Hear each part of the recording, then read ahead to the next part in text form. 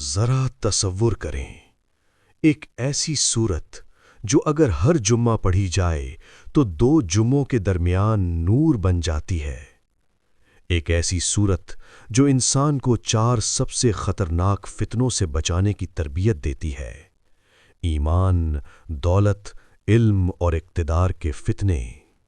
اور ایک ایسی سورت جس میں غار میں سو جانے والے نوجوان، بادشاہت کے نشے میں چور حکمران، اللہ کے علم کا راز رکھنے والا بندہ اور مشرق سے مغرب تک حکومت کرنے والا بادشاہ، سب ایک ہی سبق سکھاتے ہیں۔ آج ہم سورہ کہف کو صرف پڑھیں گے نہیں، بلکہ سمجھیں گے، محسوس کریں گے اور جئیں گے۔ قرآن کی 18ویں سورت مکہ میں نازل ہوئی، ایسے وقت میں جب نبی کریم صلی اللہ علیہ وسلم کو سوالوں میں الجھانے کی کوشش کی جا رہی تھی۔ قریش نے یہودی علماء سے مشورہ لیا، تم محمد صلی اللہ علیہ وسلم سے ایسے سوال پوچھو جو صرف نبی ہی بتا سکے۔ چنانچہ 3 سوال تیار کیے گئے۔ غار میں سو جانے والے نوجوان کون تھے؟ وہ عظیم بادشاہ کون تھا جس نے مشرق و مغرب تک حکومت کی؟ روح کیا ہے؟ پہلے 2 سوالوں کا جواب سورہ کہف کی صورت میں نازل ہوا، اور یہ صورت صرف جواب نہیں تھی، یہ ہدایت کا مکمل نقشہ تھی۔ یہ کہانی ہے چند نوجوانوں کی۔ نہ نبی تھے، نہ فرشتے، نہ کوئی معجزہ ان کے ساتھ تھا، بس ایک چیز تھی: ایمان۔ وہ ایک ایسی سلطنت میں رہتے تھے جہاں شرک عام تھا۔ بادشاہ خود کو خدا کے قریب سمجھتا تھا اور سچ بولنے کی سزا موت تھی۔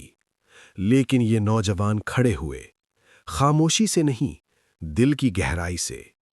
ہمارا رب وہ ہے جو آسمانوں اور زمین کا رب ہے۔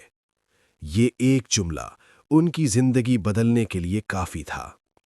فرار نہیں، ہجرت۔ انہوں نے شہر چھوڑا، نہ اس لیے کہ وہ ڈرپوک تھے، بلکہ اس لیے کہ ایمان بچانا تھا۔ ایک غار، تاریک، سنسان، لیکن اللہ کی رحمت سے بھرا ہوا۔ انہوں نے دعا کی، اے ہمارے رب، ہم پر اپنی رحمت نازل فرما اور ہمارے لیے آسانی پیدا فرما۔ اور پھر اللہ نے وقت روک دیا۔ آنکھیں بند ہوئیں، دن، مہینے، سال گزرتے گئے۔ سورج کا زاویہ بدل دیا گیا، جسم سلامت رہے، کتے کو دروازے پر بٹھا دیا گیا۔ 309 سال بعد جب آنکھ کھلی تو سوال صرف یہ تھا: ہم کتنی دیر سوئے؟ دنیا بدل چکی تھی، بادشاہ بدل چکے تھے، لیکن ایمان وہی تھا۔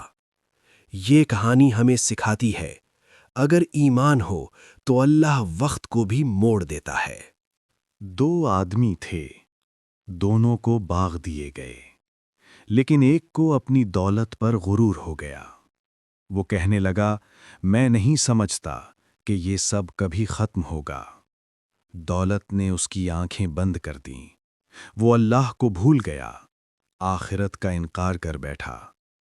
اس کا دوست خاموشی سے سمجھاتا رہا۔ جب تم باغ میں داخل ہوتے تو کہتے، ماشاء اللہ، لا قوت الا باللہ، لیکن غرور سننے نہیں دیتا۔ اور پھر ایک رات اللہ کا حکم آیا، صبح باغ کھنڈر تھا۔ یہ کہانی ہمیں بتاتی ہے، دولت آزمائش ہے، انعام نہیں۔ حضرت موسیٰ علیہ السلام ایک عظیم نبی تھے، لیکن اللہ نے دکھایا، علم ہمیشہ تمہارے پاس نہیں ہوتا۔ حضرت خضر علیہ السلام کے ساتھ سفر شروع ہوا۔ شرط صرف ایک تھی، سوال نہیں کرنا۔ لیکن کشتی توڑ دی گئی، بچے کو قتل کر دیا گیا، دیوار بنا دی گئی۔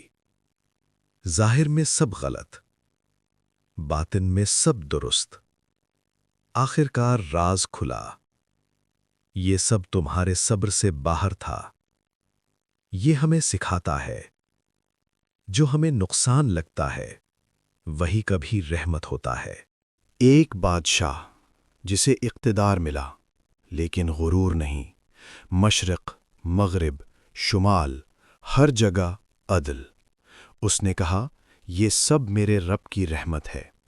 یاجوج ماجوج کے سامنے دیوار بنائی، لیکن کہا یہ ہمیشہ نہیں رہے گی۔